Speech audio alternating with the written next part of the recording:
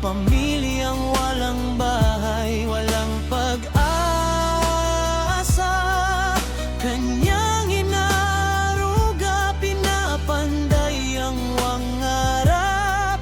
May bubong, may pag-asa.